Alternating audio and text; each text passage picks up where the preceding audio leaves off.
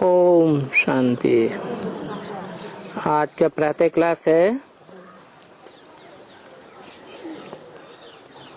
1 जुलाई 1964। Record चला है, माता ओ माता तू है जग की भाग्य विधाता।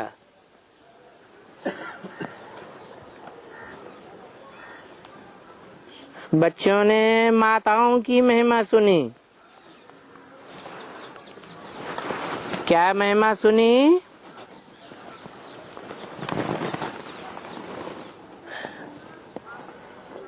जिन माताओं को सारी दुनिया वाले ठुकराए देते हैं, सारे जग के लोग ठुकराते हैं,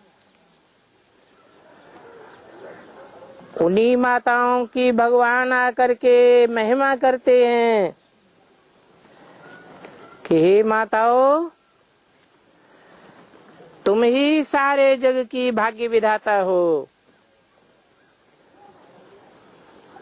तुम्हारे नाम पर ही भाग्य विधाता ब्रह्मा का नाम पड़ा है। ब्रह्मा, ब्रह्म माने बड़ी, माँ माने माँ।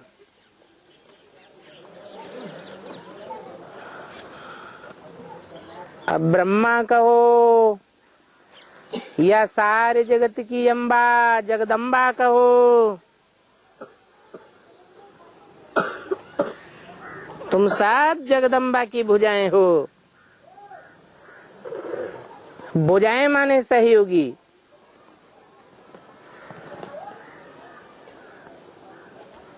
परंतु अब माता को तो भगवान नहीं कहा जा सकता,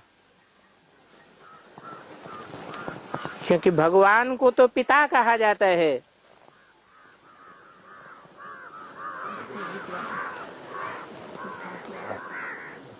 तो भाग्य विधाता पिता हो जाता है। बाकी अभी परम पिता परमात्मा है तो माता भी जरूर है। हर एक मनुष्य अपन को भगवान इस कारण कह भी नहीं सकते। ऐसे तो दुनिया में माताओं को भी मानने वाले बहुत हैं। ये तो है, माता है तो पिता जरूर है।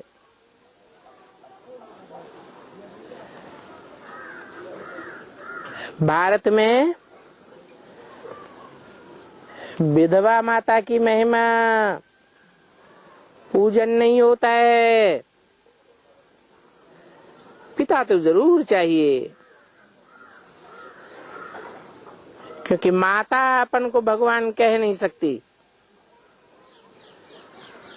क्योंकि भगवान को तो पिता कहा जाता है। ये पॉइंट धारण करने की है। इसलिए जगदम्बा की कितनी महिमा है। तो ऐसे नहीं कहेंगे कि भगवान व बाप सर्वव्यापी है। नहीं, जब माता पिता कहा जाता है तो बच्चे भी कह सकते कि अगर सर्वव्यापी है, सब भगवान है, तो भगवती तो कोई हो ही नहीं सकती। सर्वव्यापी के ज्ञान में भगवती हो न सके। नहीं तो भगवान के साथ भगवती भी चाहिए, तब तो प्रवृत्ति मार्ग की सृष्टि रची जा सके।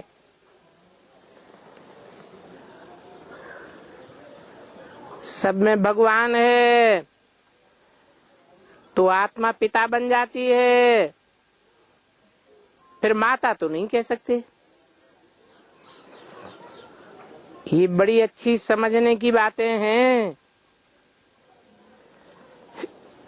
इस सर्वव्यापी के ज्ञान ने ही भारत को सतो प्रधान से तमो प्रधान बनाया है। कैसे बने हैं तमो प्रधान? एक व्यापी को याद करने से बुद्धि एकाग्र बनेगी या सर्वव्यापी को याद करने से बुद्धि एकाग्र बनेगी? एक में बुद्धि लगेगी तो सात्विक बुद्धि अब भी विचारी बनेगी, अनेकों में बुद्धि लगेगी तो तमो प्रधान बन गए। बाकी है तो सब ड्रामा अनुसार, क्योंकि मनुष्य मात्र को सतो प्रधान से तमो प्रधान बनना ही है। तो भी आत्मा अपन को भगवान नहीं कह सकती। भक्त कहते हैं हम भगवान हैं, तो फिर माता तो सिद्ध हो न सके, क्योंकि भक्त तो फिर पुनर्जन्म लेते आए हैं। ऐसे तो नहीं, भगवान को अपना शरीर है, बल उनको अपना शरीर नहीं है, तो भी उनको पुनर्जन्म तो लेना पड़ता है।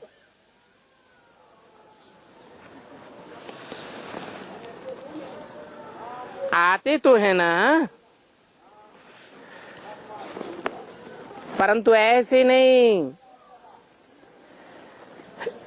कि गर्भ से पुनर्जन्म लेना पड़ता है। नहीं,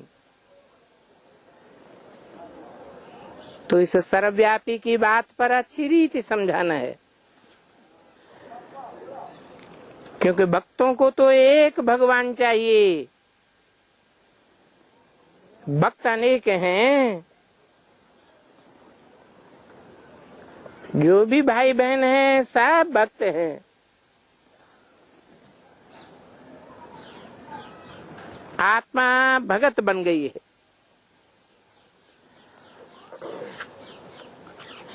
क्योंकि बुद्धि भागती रहती है। सर्वव्यापी कहने से बुद्धि भागने वाली बन गई, तो सब भगत हो गए। आत्मा कहती है इस समय मैं भक्ति मार्ग में हूं, फिर आत्मा कहेगी अभी मुझे बाप मिला है तो मैं ज्ञान में हूं। ज्ञान में अर्थात जानकारी में, ये सच्चाई की जानकारी मिली कि मुझे एक व्यापी बाप मिला है, तो ज्ञानी तू आत्मा हो गई। ऐसी ज्ञानी तू आत्मा ही ज्ञान सुनती है। सर्वव्यापी मानने वाले ज्ञान नहीं सुनते हैं।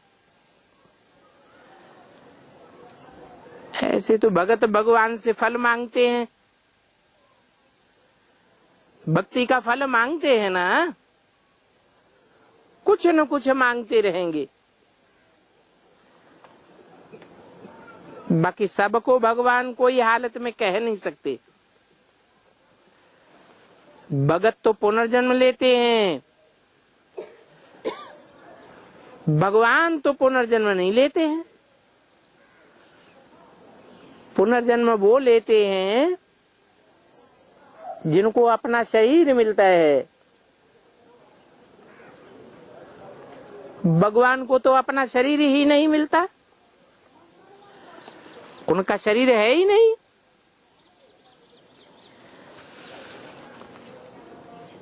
ये शरीर किसका बना हुआ है? 5 तत्वों का ये शरीर बना हुआ है।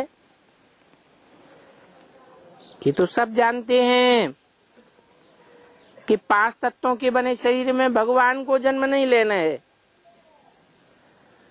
हाँ, मनुष्यों को पुनर्जन्म जरूर लेना है।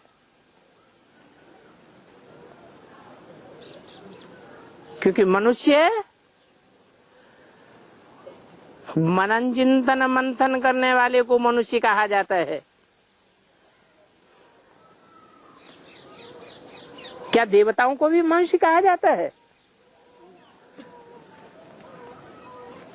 देवताओं को मनुष्य कहें? नहीं कहें। वो आत्मा का मनन नहीं करते। देवताओं को आत्मा की स्मृति नहीं रहती क्या? रहती तो है, इसलिए है तो वो भी मनुष्य, परंतु एकाग्र बुद्धि होने के कारण देव आता है।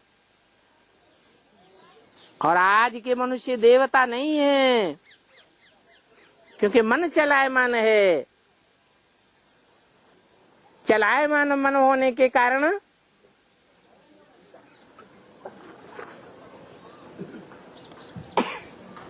मन से 5 तत्वों के शरीर में बंध जाते हैं।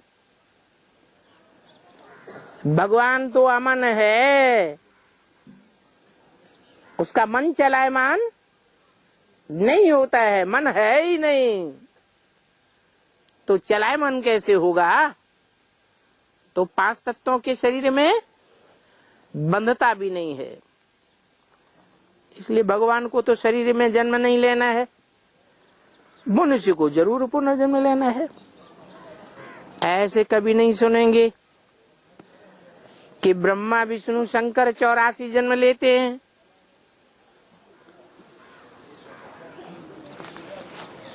वो तो देवताएं हैं, और सो भी सूक्ष्म शरीरधारी देवताएं हैं। ये 84 जन्म तो मनुष्यों के लिए है तो सतयुग में भी मनुष्य, परंतु ब्रह्मा विष्णु शंकर देवताएं सूक्ष्म वतनवासी हैं। उनके लिए 84 जन्म नहीं कहेंगे। हर एक बात अच्छी रीति बुद्धि में बिठानी है। आत्मा कहती है मैं पुराना शरीर छोड़ दूसरे में प्रवेश करता हूं। पुराना शरीर छोटा है व बड़ा है, परंतु छोड़ना तो पड़ता है। तो एक शरीर छोड़ दूसरा लेती है आत्मा। वहां तो समझते हैं अभी पुराना शरीर छोड़ नया लेना है। यहाँ तो अचानक छोटे हों या बड़े हों, सबका शरीर छूट जाता है। तो आत्मा कहती है मैं एक शरीर छोड़ दूसरे में बैठता हूं। अर्थात आत्मा पुनर्जन्म लेती है। परमपिता परमात्मा के लिए नहीं कहेंगे कि वो पुनर्जन्म लेते हैं। और ब्रह्मा विष्णु शंकर को भी परमात्मा नहीं कहेंगे। ये तो तुम्हारी बुद्धि में है कि ब्रह्मा विष्णु शंकर सूक्ष्म वतनवासी और बाबा मूल वतनवासी है। कोई समझते हैं कि हम मूल वतन व निर्वाण धाम वानप्रस्थ वाणी से परे स्थान में रहने वाले हैं। ये वानप्रस्थ नाम इसलिए रखा है क्योंकि वाणी से परे अवस्था में जाने के लिए गुरु करते हैं। तो 60 वर्ष के बाद जब बूढ़े होते हैं तो वानप्रस्थ लेते हैं। और यहाँ तो तुम ब्राह्मण सब समझते हो कि हम सब वानप्रस्थी हैं। आज नहीं तो कल अब हम वाणी से परे जाने वाले हैं। आत्मा कहती है कि मुझे वाणी से परे धाम में जाना है, तो मैं वानप्रस्थ में जाने के लिए गुरु करता हूं। आत्मा को हमेशा मेल कहा जाता है,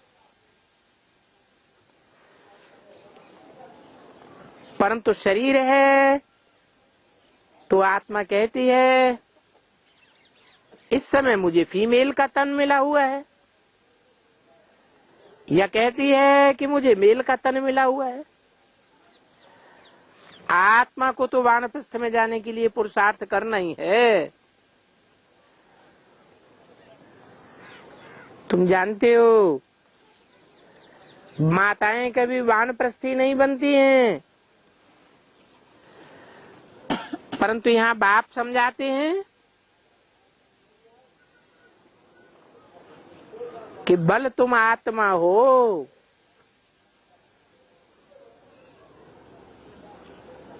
स्त्री चोले में हो, परंतु आत्मा तो मेल है। तो तुमको भी ये रहता है हमको परमात्मा के पास जाना है।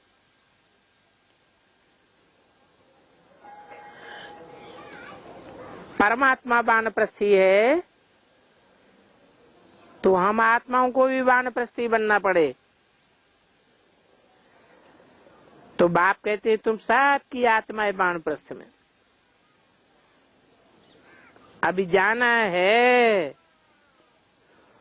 और मैं सभी आत्माओं को ले जाने के लिए आया हूं। जो पहले वानप्रस्थी बनेंगे, वाणी की दुनिया से परे स्टेज वाले बनेंगे, वो मेरे ज्यादा नजदीक आ जाएंगे।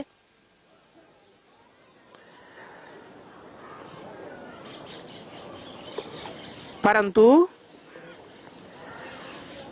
बाप लेने तो आए हैं, कहते अब मुझे याद करो तो मेरे धाम आ जाएंगे, परंतु ये कोई मनुष्य तो नहीं कह सकता कि मेरे को याद करो तो तुम परम धाम में आ जाएंगे, वाणी से परे चले जाएंगे। ये तो सुप्रीम रूह बाप ही कहते हैं। क्यों? क्योंकि वो तो सदैव ही वाणी से परे रहने वाला है। बल कोई मुकर्रर रथ में प्रवेश करते हैं तो भी बुद्धि से सदैव वानप्रस्थी है। तो सन्यासी उदासी आदि ऐसे कभी बच्चे बच्चे कह के बात नहीं करेंगे।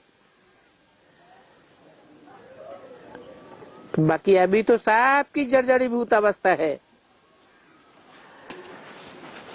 और बाप का ज्ञान तो किसी में भी नहीं है।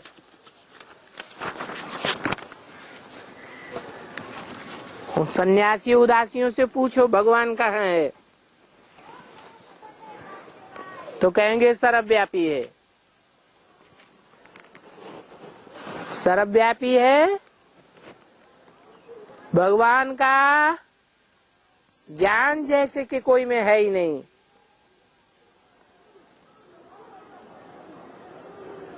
पहली जुलाई 1964 की वाणी का दूसरा पेज। भगवान का ज्ञान नहीं है तो भगवान से मिलने के लिए भक्ति करते हैं, परंतु कैसे मिलेंगे और कब मिलेंगे ये तो किसी को भी पता नहीं है। बाप कहते हैं कोटों में को मेरे द्वारा मुझे जानते हैं,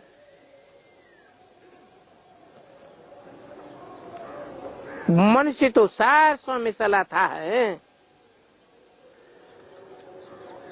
और उनमें भी कोटों में से कोई है जो मेरे सिकिल दे बच्चे हैं, वो ही आकर के मुझे पहचानेंगे और पहचान करके मुझे बाप से अपना वर्षा लेंगे। तुम समझा सकते हो कि अभी तो सब भगत हैं,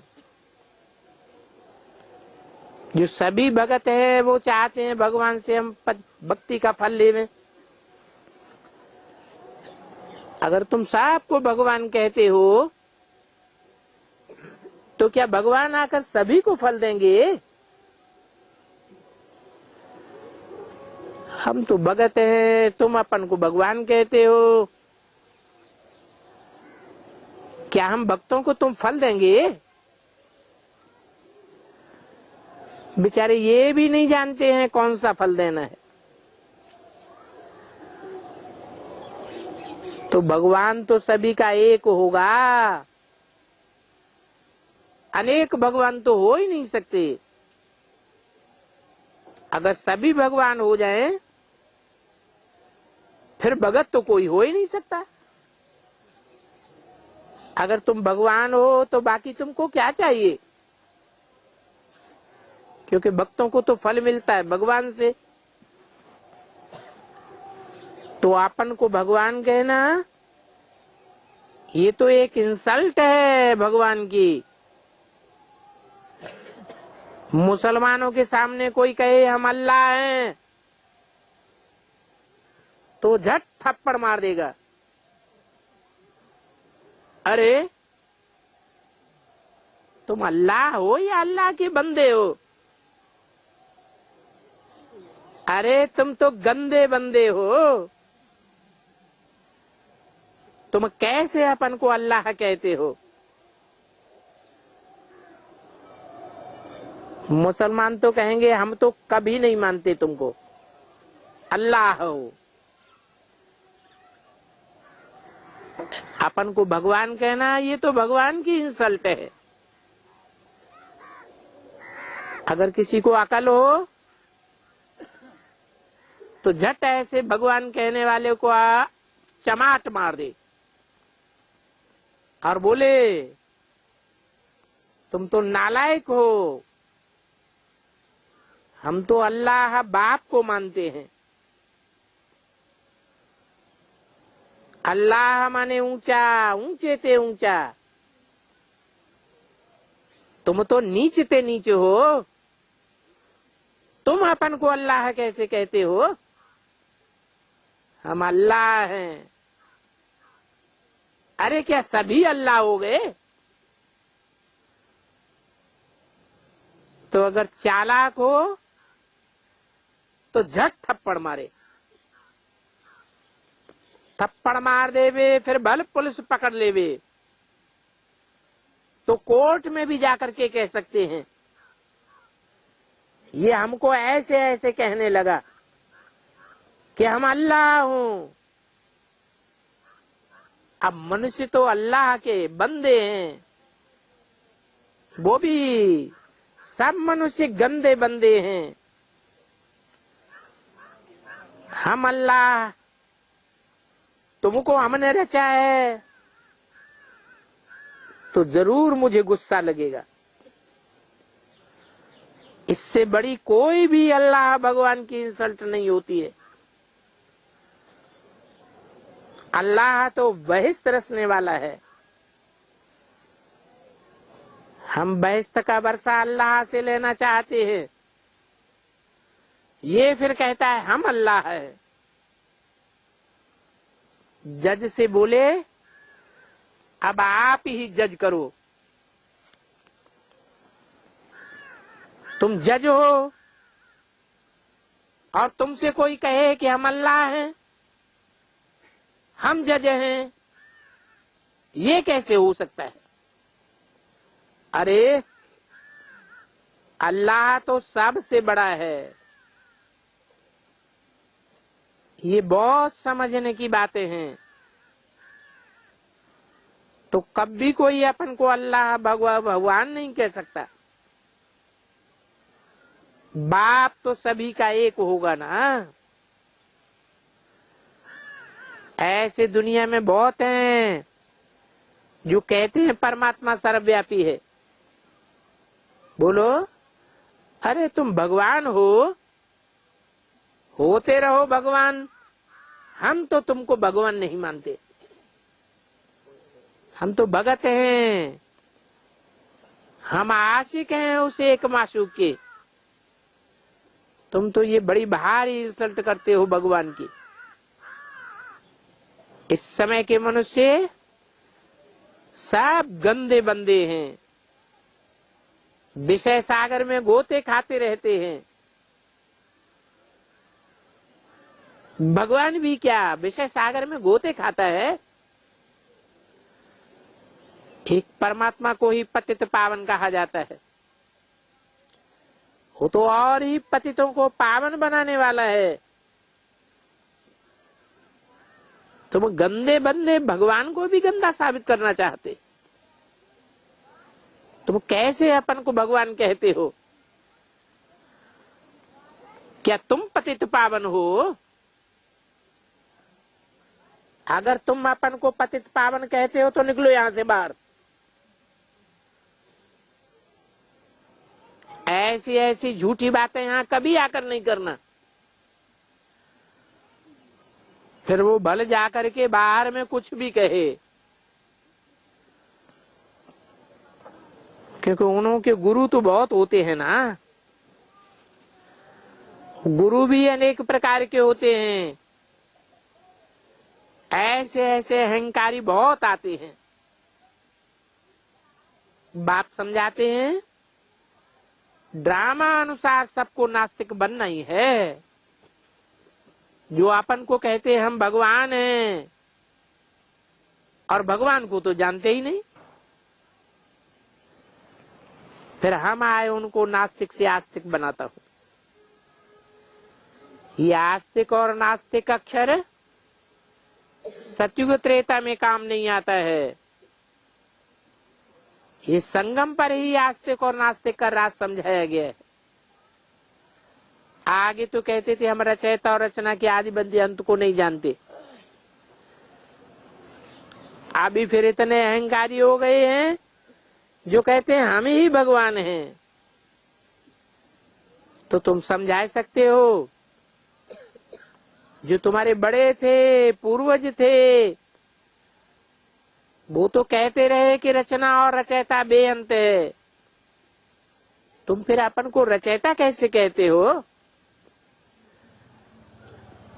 बीज बेअंत हो सकता है, झाड़ बेअंत कहते हैं। इतने पत्ते आज तो गिने ही नहीं सकते। एक बीज से कितने टारियां निकलती हैं, कितने अनगिनत पत्ते आदि होते हैं। तुम तो चैतन्य हो, बोलते चालते हो। सबसे बड़ी महिमा मनुष्य की होती है। बल कोई जानवर भी बहुत अक्लमंद होते हैं,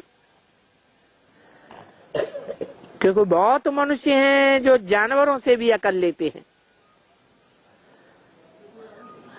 समुद्र में खेकड़ा होता है, जिसे केकड़ा भी कहते हैं। वो केकड़ा वंडरफुल डिजाइन बनाता है, तो कपड़े बनाने वाले उनसे डिजाइन सीखते हैं। इस साइंस घमंडियों ने ये एरोप्लेन आदि का अकल कहां से लिया? इन्होंने भी पक्षियों से लिया है। ये सब ड्रामा में नूंद है,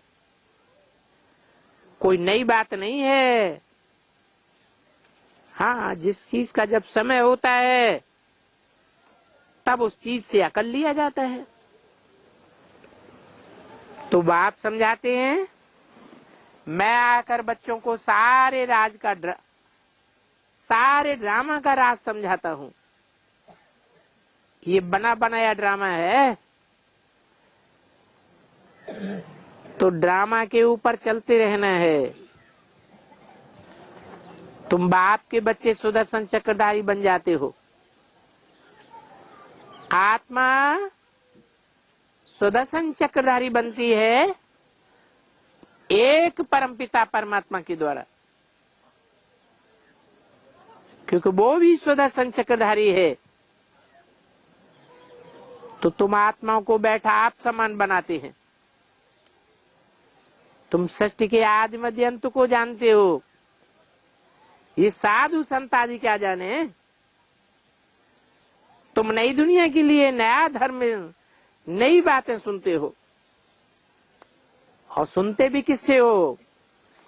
जो परमपिता परमात्मा है, वो सृष्टि को भी नया बनाते हैं और तुमको भी तमो प्रधान से सतो प्रधान पुराने से नया बनाते हैं। 1764 की वाणी का 3रा पेज। नई सृष्टि में फिर नया जमाना आवेगा, नए जमाने को स्वर्ग कहा जाएगा। अभी तो नरक का जमाना है। नया जमाना स्वर्ग स्वस्थिति से बनता है और नरक नर से बनता है। नर माने मनुष्य, वो सब देह अभिमानी है। तो तुम अभी नरक के जमाने में हो। अभी परमपिता परमात्मा जो सुदर्शन चक्रधारी है, त्रिकालदर्शी है, उनके द्वारा तुमको नॉलेज मिली है। परमपिता परमात्मा ही आकर सुदर्शन चक्रधारी बनाते हैं। तो यहाँ हर एक बात नहीं है और हर एक बात धारण करने के लायक है, परंतु सभी को तो धारण नहीं हो सकती है। हाँ, धारणा करने वालों की निशानी क्या है?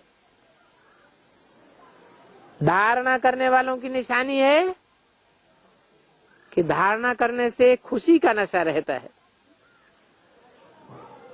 तो घर गृहस्थ व्यवहार में रहते इसी नशे में रहना है।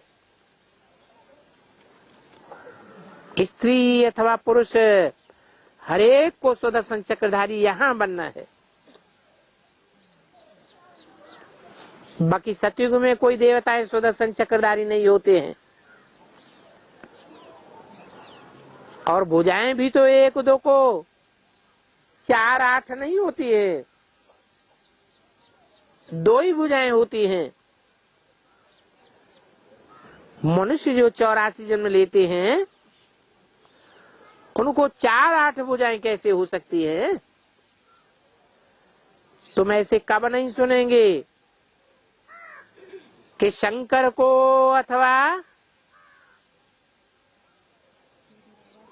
शिव को 1000 भुजाएं दिखाई हो।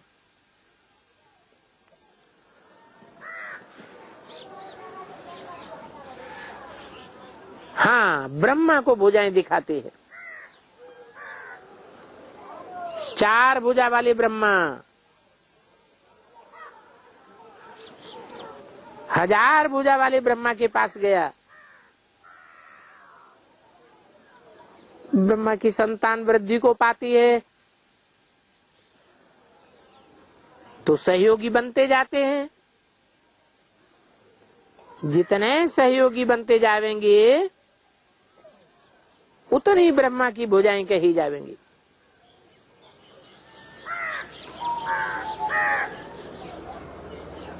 पांच 500 करोड़ मनुष्य हैं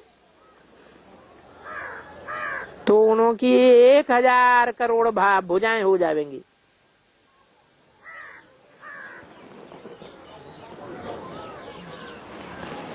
ये प्रजापिता है ना, ये सृष्टि रची है तो जरूर भुजाएं हैं। बाकी कोई मनुष्य 4 6 8 भुजाओं वाले नहीं होते, और सूक्ष्म बतंत्र में तो कुछ होता ही नहीं है। ये सब बातें बाप बैठ समझाते हैं कि सूक्ष्म बतन मन की सूक्ष्म स्टेज का नाम है।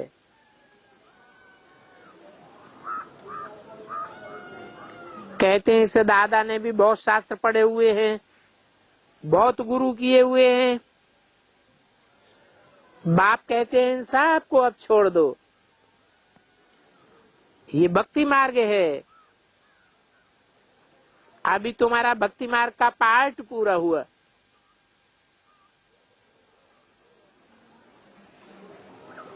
तुम तो ऑलराउंडर हो। शुरू से लेकर के तुमने सबसे जास्ती भक्ति की है। भक्त तो इस समय बहुत हैं, परंतु तुमने सबसे जास्ती भक्ति की है और तुम बहुत थोड़े भक्त हो भगवान के, जिन्होंने आदि से सबसे जास्ती भक्ति की है। बाबा कहते हैं तुमको साक्षात्कार में दिखाता भी हूं कि भक्त कैसे याद करते हैं, उनको साक्षात्कार कराता हूं। तुमने ही सतो प्रधान भक्ति की है तो जरूर तुमने जास्ती जन्म लिए हैं।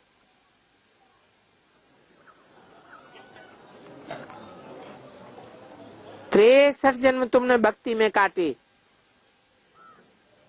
इसके एवज में 21 जन्म तुमको सुख मिलता है। ये कितनी समझने की बातें हैं। इसलिए नए से जो पहले फार्म भराया जाता है,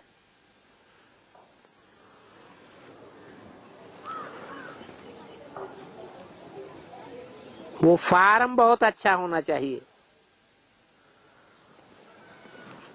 फार्म में पूछो तुम्हारा गुरु कौन है, और गुरु बताया तो जरूर भक्त ठहरा। तुम ही भगवान हो, फिर गुरु तुमने क्यों किया है? भगवान भगवान को कैसे गुरु बनावेगा?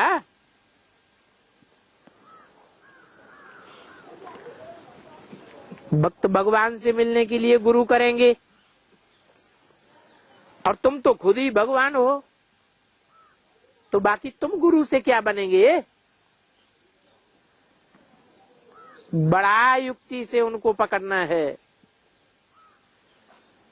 बाप रोज रोज नई नई बातें समझाते हैं, बड़ी रमजबाजी से पकड़ना चाहिए। भले युद्ध में बड़ी युक्ति से चलते हैं कि कहां से फलाने को उंगली लगाएं, कहां से तीर मारा जाए। ये तो तुमको एक जैसे टेव पड़ गई है। वो तो झट कह देते हैं ईश्वर अथवा खुदा सर्वव्यापी है। दुनिया में जिसने जो कहा वो चल पड़ा। आदिदेव ब्रह्मा को महावीर कह के बुझाई दिए है।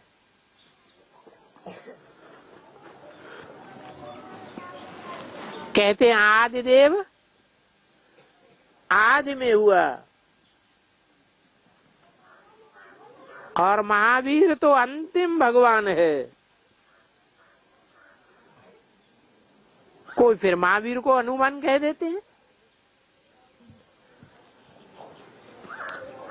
क्योंकि हनुमान ने महावीरता दिखाई।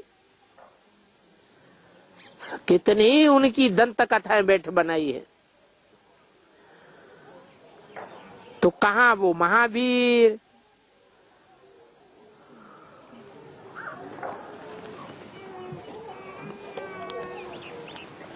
फिर उनका नाम रखा है भूतनाथ। अब आदिदेव तो ब्रह्मा है, और ये ब्रह्मा तो दाढ़ी मूछ वाला मनुष्य है। ये जगदम्बा भी मनुष्य है, परंतु इनको इतनी भुजाएं आदि कहाँ हैं?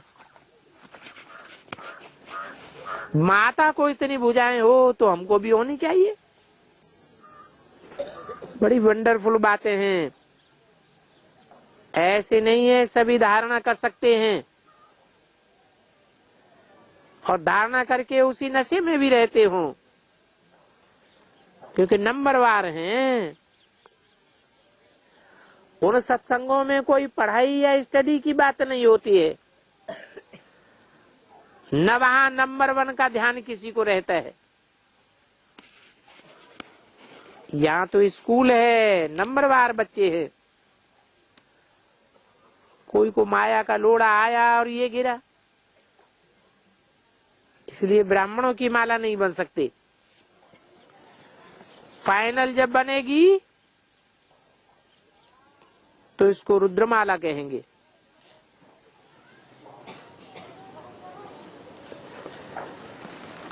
क्योंकि तुम रुद्र शिव बाबा की संतान हो।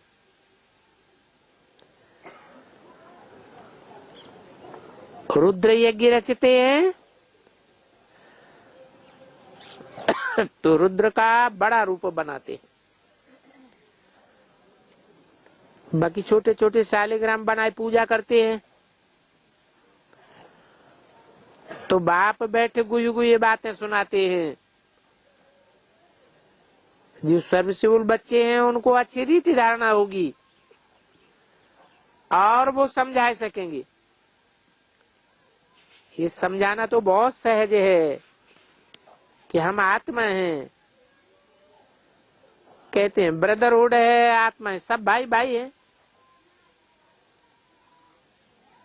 कब कहते हैं चीनी हिंदी भाई भाई? कब कहेंगे हिंदू मुसलमान भाई भाई? परंतु वो तो सब नाम रूप में जाते हैं। भाई भाई कह करके फिर आपस में लड़ते झगड़ते रहते। तो भाई भाई कैसे हुए? भाई भाई तो तब बने जब एक बाप भगवान के बच्चे बने।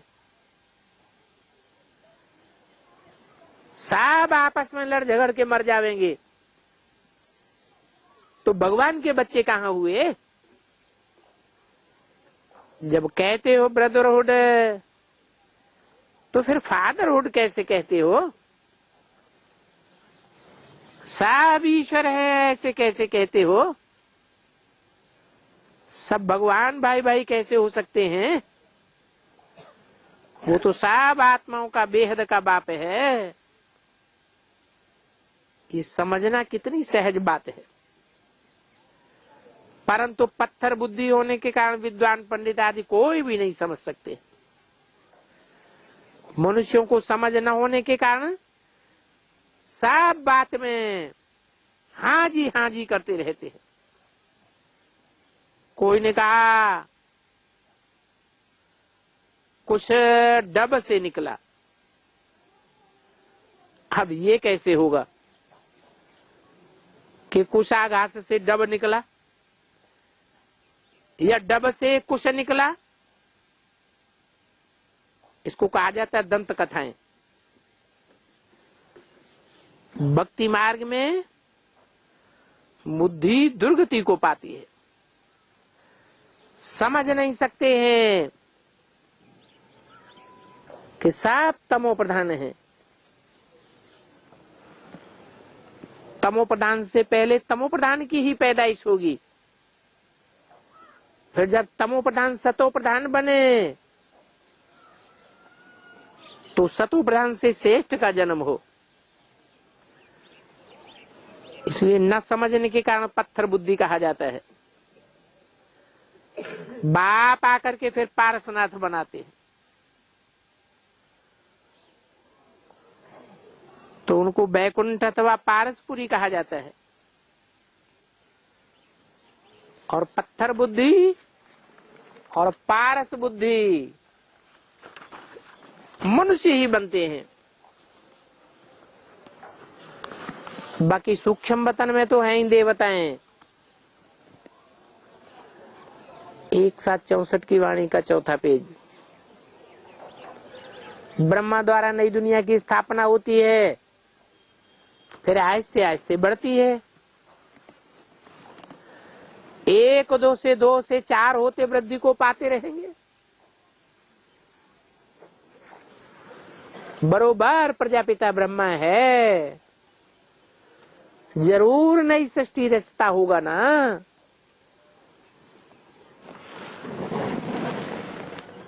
तो जगत पिता है तो वो रचने वाला है। तुमको रचा है प्रजापिता ब्रह्मा द्वारा, शिव बाबा ने रचा है। ब्रह्मा द्वारा नई प्रजा की रचना रचते हैं, या तो कहें पुरानी को नया बनाते हैं। मनुष्य फिर समझते हैं कि सागर में पीपल के पत्ते पर आया। अच्छा, जो सागर है फिर उसको किसने रचा?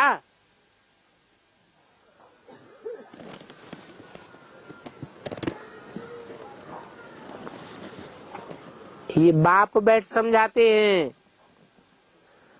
कि सागर कौन है और पीपल का पत्ता कौन है। पीपल के पत्ते पर कृष्ण कौन है। बाप बैठ नई दुनिया कैसे रचते हैं वो तुम्हारी बुद्धि में आया है। वहां गर्भ में भी क्षीर सागर में जैसे बड़े आराम से बैठते हैं। उस समय उनको कोई भी ज्ञान नहीं रहता है। अभी तो तुमको कितना ज्ञान है। शास्त्रों में तो कितनी बाह्यात बातें लिख दी है। प्रलय भी छोटी और बड़ी दिखाते हैं। वो कहते हैं प्रलय होती है, कब कहते हैं? प्रलय तो कभी होती ही नहीं। मैं आता हूं ब्रह्मा द्वारा पतित को पावन बनाने के लिए। पतित दुनिया में मुझे आना पड़ता है। तुम जानते हो कल्प कल्प हम बच्चे बाप द्वारा भारत को पतित से पावन बनाते। इसके लिए एक एक को भू भू करना पड़ता है। ये कीड़ों की कोई जात नहीं होती है। सब विष्ठा के कीड़े विकारी और पतित हैं। और बाप तो पतित पावन है। उन द्वारा हम भी बाबा के मददगार खुदाई खिदमतगार बनते हैं। तो हम भी पावन बनते हैं और पावन बनाते हैं। सन्यासी तो घर बार छोड़ करके कहेंगे कि हम तो पावन ही है। कहेंगे हमको कोई पतित आत्मा नहीं कहेंगे, हाँ महान आत्मा कहेंगे। परंतु ऐसे है नहीं कि वो पावन हो गए हैं। क्योंकि घड़ी घड़ी पाप धोने के लिए स्नान करने के लिए गंगा में जाते रहते, तो पावन कैसे ठहरे? ये बात तुम उनसे कह सकते हो, परंतु मनुष्य तो डरते हैं। कहाँ सन्यासी जी हमें बद्दुआ न दे देवे, शाप न दे देवे। तुम तो शक्तियां हो, तो तुम कह सकती हो कि तुम अपन को महान आत्मा कैसे कहते हो? तुम्हारा शरीर तो विष से पैदा हुआ है। बल बाद में अभी पवित्र बने हो, फिर भी आगे चल के तुमको विष्ठा से जन्म लेना है। तुम भी पुनर्जन्म लेंगे। भगवान तो पुनर्जन्म नहीं लेता है। तुम कहते हो ये शरीर पतित बनता है, आत्मा निर्लेप है, परंतु ऐसे तो है ही नहीं। निर्लेप तो सिर्फ है किसको कहेंगे? जिसको लेप छेप नहीं लगता। 5 तत्वों का कभी जिसको लेप छेप नहीं लगता, वो कौन है? एक ही परमपिता परमात्मा है जो देह में कभी जन्म नहीं लेता है, 5 तत्वों का लेप छेप नहीं लगता है। वो पुनर्जन्म में आते ही नहीं है। हाँ, सिर्फ शरीर का लोन लेते हैं। उन पर कोई भी लेप छेप नहीं लगता है। परंतु मनुष्य इन बातों को नहीं जानते हैं, बड़ा मुश्किल समझते हैं। सन्यासी पवित्र हैं तो उनका मान हो जाता है। अभी तुम शक्तियां अपने आप खड़ी हुई हो, उनमें तो कोई गृहस्थी सन्यासी बनते हैं, कोई कुमार होते हैं जो फिर सन्यासी बनते हैं। तुम्हारे में भी कोई कोई हैं जो बाल ब्रह्मचारी हैं, कोई अर्ध ब्रह्मचारी हैं, कहेंगे अदर कुमार कुमारी। फिर भी तुम कहेंगे हम राजयोगी हैं, सन्यासी हैं, हमने विकारों का सन्यास किया हुआ है। घर गृहस्थ में रहते विकारों का सन्यास करना, ये दुनिया में कोई की ताकत नहीं है। बाप कहते हैं गृहस्थ व्यवहार में रहते सिर्फ मुझे याद करो। बाप का बनेंगे तो तुमको जरूर मदद मिलेगी पवित्र बनने की। बाप सौतेले बच्चों को इतनी मदद नहीं करेंगे जितनी मातेलों को करेंगे।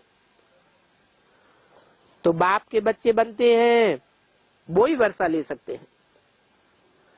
बाबा बस हम आपके हैं,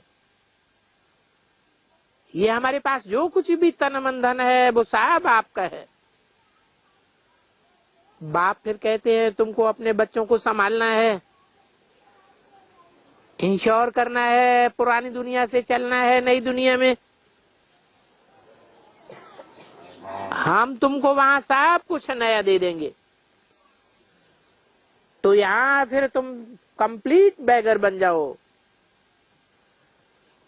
देह सहित देह के सभी संबंध भूल अपन को अशरीरी समझ मुझ बाप को याद करो, तो तुम जरूर मेरे साथ चलेंगे।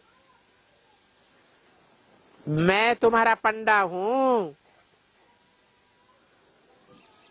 तुमको भी फिर पंडा बनना है। इस अंतिम जन्म के लिए सबको कहना है आत्माओं अभी वापस चलना है। पार्ट पूरा हुआ, वाया शांति धाम होकर फिर सुखधाम में आकर सूर्यवंशी चंद्रवंशी राजधानी में आवेंगे। ये शरीर छोड़ करके घर जाना है, फिर पुनर्जन्म स्वर्ग में लेना है। वहां हेल्थ वेल्थ हैप्पीनेस सब कुछ रहता है। अभी हम विश्व के मालिक बन रहे हैं, तो पहले पहले तो एक बात पर पकड़ना है कि तुमने कहा ईश्वर सर्वव्यापी है, फिर तुमने गुरु क्यों किया है? भगवान तो सब भक्तों का एक गुरु है, तो तुमने गुरु क्यों किया है? युक्ति से पकड़ना चाहिए। बच्चे कहते हैं हमारा मोस्ट बिलीवर्ड बाप है। बाप ऐसे नहीं कहेंगे कि सब बच्चे मोस्ट बिलीवर्ड हैं, नहीं, सब नंबरवार पुरुषार्थ अनुसार ये तो जरूर कहना पड़े। शिव बाबा तो एक ही है।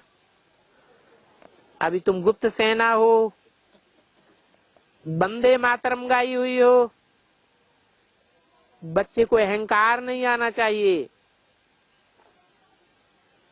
तुमको सदैव माताओं को आगे रखना है और शिकार ला करके शक्तियों के सामने रखना है। बोलो कि शिकार को बाण मारो। अच्छा, बाप दादा माता पिता का सिकिल दे बच्चों को याद प्यार गुड मॉर्निंग।